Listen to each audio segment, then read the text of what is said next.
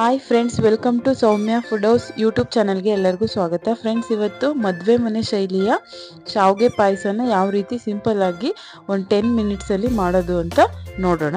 ಅದಕ್ಕಿಂತ ಮುಂಚೆ ಯಾರೆಲ್ಲ ನಮ್ಮ ಚಾನಲನ್ನು ಸಬ್ಸ್ಕ್ರೈಬ್ ಆಗಿಲ್ಲೋ ಕೆಳಗಡೆ ಕಾಣ್ತಿರ್ತಕ್ಕಂಥ ಸಬ್ಸ್ಕ್ರೈಬ್ ಬಟನ್ ಮೇಲೆ ಒತ್ತಿ ಮತ್ತು ಬೆಲ್ ಐಕಾನ್ ಮೇಲೆ ಕ್ಲಿಕ್ ಮಾಡಿ. ಸೊ ಬನ್ನಿ, ಇದಕ್ಕೆ ಮೊದಲನೇದಾಗಿ ಗ್ಯಾಸ್ ಮೇಲೆ ಒಂದು ಪ್ಯಾನ್ ಇಟ್ಟು ಅದಕ್ಕೆ 2ರಿಂದ 3 ಟೇಬಲ್ ಸ್ಪೂನಷ್ಟು ತುಪ್ಪ ಹಾಕಬೇಕು. ತುಪ್ಪ ಎಲ್ಲ ಚೆನ್ನಾಗಿ ಕಾದ್ಮೇಲೆ ಅದಕ್ಕೆ ನಾವು ದ್ರಾಕ್ಷಿ ಗೋಡಂಬಿನ ಹಾಕ್ಕೊಂಡು ಫ್ರೈ ಮಾಡ್ಕೋಬೇಕು. ಮೊದಲನೇದಾಗಿ ನಾವು ಗೋಡಂಬಿನ ಹಾಕ್ಕೋಬೇಕು.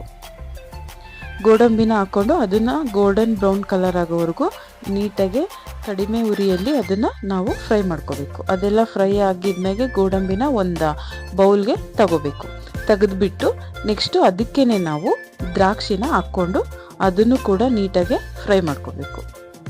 ಆ ದ್ರಾಕ್ಷಿ ಎಲ್ಲ ನೀಟಾಗಿ ಫ್ರೈ ಆದಮೇಲೆ ಅದನ್ನು ಕೂಡ ನಾವು ಅದೇ ಗೋಡಂಬಿ ತೆಗೆದಿರ್ತಕ್ಕಂಥ ಬೌಲ್ಗೆ ತೆಗಿಬೋದು.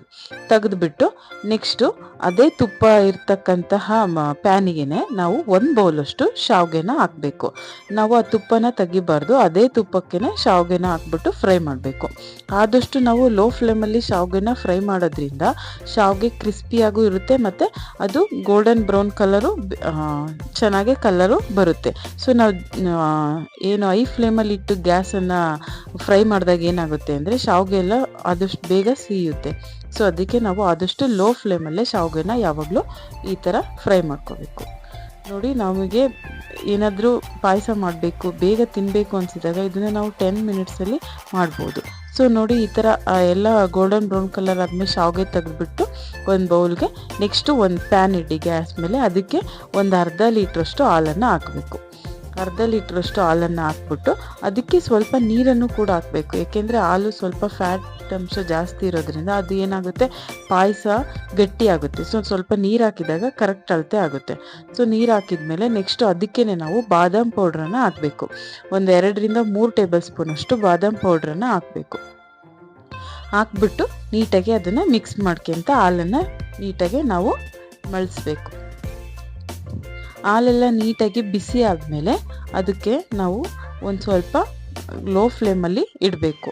ನಾವು ಹಾಲು ಬಿಸಿ ಆದಮೇಲೆ ಲೋ ಫ್ಲೇಮಲ್ಲಿ ಮಾಡಿಕೊಂಡು ಆಮೇಲೆ ನಾವು ಶಾವಿಗೆನ ಹಾಕಬೇಕು. ನಾವು ಹೈ ಫ್ಲೇಮಲ್ಲಿ ಇದ್ದಾಗ ಶಾವಿಗೆ ಹಾಕಬಾರ್ದು. ಸೊ ನೋಡಿ, ಇಲ್ಲಿ ಹಾಲು ನೀಟಾಗಿ ಬಿಸಿ ಆಗಿದೆ, ಎಲ್ಲ ಮಳ್ತಾ ಇದೆ ಹಾಲು. ಸೊ ಈ ಟೈಮಲ್ಲಿ ನಾವು ಕರೆದಿರ್ತಕ್ಕಂತಹ ಶಾವಿಗೆ ಇತ್ತಲ್ಲ ಫ್ರೈ ಮಾಡ್ಕೊಂಡಿರೋದು, ಅದನ್ನು ಈ ಟೈಮಲ್ಲಿ ಆ್ಯಡ್ ಮಾಡ್ಕೋಬೇಕು. ಗ್ಯಾಸನ್ನು ಲೋ ಫ್ಲೇಮಲ್ಲಿ ಇಟ್ಕೊಂಡೆ ಈ ಫ್ರೈ ಮಾಡಿರ್ತಕ್ಕಂಥ ಶಾವಿಗೆನ ಹಾಕ್ಕೊಂಡು ನೀಟಾಗಿ ಮಿಕ್ಸ್ ಮಾಡಬೇಕು. ಈ ಥರ ಎಲ್ಲ ಶಾವಿಗೆನ ಹಾಕ್ಬಿಟ್ಟು ನೀಟಾಗಿ ಮಿಕ್ಸ್ ಮಾಡಬೇಕು. ಈಗ ಆ ಹಾಲು ಎಲ್ಲ ಶಾವಿಗೆ ಹಾಲಲ್ಲಿ ನೀಟಾಗಿ ಬೆಂದ ಮೇಲೆ ಅದಕ್ಕೆ ನಾವು ರುಚಿಗೆ ತಕ್ಕಷ್ಟು ಸಕ್ಕರೆನ ಹಾಕಬೇಕು. ನಮಗೆ ಎಷ್ಟು ಸ್ವೀಟ್ ಬೇಕೋ ಅದ್ರ ಮೇಲೆ ನಾವು ಸಕ್ಕರೆನ ಹಾಕಬೇಕು. ಇಲ್ಲಿ ನಾನು 2 ಟೇಬಲ್ ಸ್ಪೂನಷ್ಟು ಹಾಕಿದ್ದೀನಿ. ಸೊ ಸಾಕು, ಇಷ್ಟು ಹಾಕಿದೆ. ತುಂಬ ಸ್ವೀಟ್ ಆದರೆ ಚೆನ್ನಾಗಿರಲ್ಲ. ನಾವು 2ರಿಂದ 3 ಟೇಬಲ್ ಸ್ಪೂನಷ್ಟು ಸಕ್ಕರೆನ ಆ್ಯಡ್ ಮಾಡಿಬಿಟ್ಟು ನೀಟಾಗಿ ಮಿಕ್ಸ್ ಮಾಡಬೇಕು. ಸೊ ನಮಗೇನು ಸ್ವೀಟ್ ಬೇಕು ಅಂದರೆ ನಾವು ಆ್ಯಡ್ ಮಾಡ್ಕೋಬೋದು. ಸೊ ನಮ್ಮ ಟೇಸ್ಟಿಗೆ ತಕ್ಕಷ್ಟು ಶುಗರನ್ನು ಆ್ಯಡ್ ಮಾಡ್ಕೋಬೇಕು. ಅದಾದ ತಕ್ಷಣ ಸಕ್ಕರೆ ಎಲ್ಲ ಆ್ಯಡ್ ಮಾಡಿದ್ಮೇಲೆ ಒಂದು 10 ನಿಮಿಷಗಳ ಕಾಲ ಬೇಡ, ಒಂದು 2 ನಿಮಿಷಗಳ ಕಾಲ ಈ ಥರ ನೀಟಾಗಿ ಅದನ್ನು ಮಳ್ಳಿಸ್ಬೇಕು. ಅದಾದಮೇಲೆ ನಾವು ಕರೆದಿರ್ತಕ್ಕಂಥ ದ್ರಾಕ್ಷಿ ಗೋಡಂಬಿ ಇತ್ತಲ್ಲ ಅದನ್ನು ಕೂಡ ಹಾಕಬೇಕು. ಹಾಕ್ಬಿಟ್ಟು ನೀಟಾಗಿ ಅದನ್ನೆಲ್ಲ ಮಿಕ್ಸ್ ಮಾಡಬೇಕು.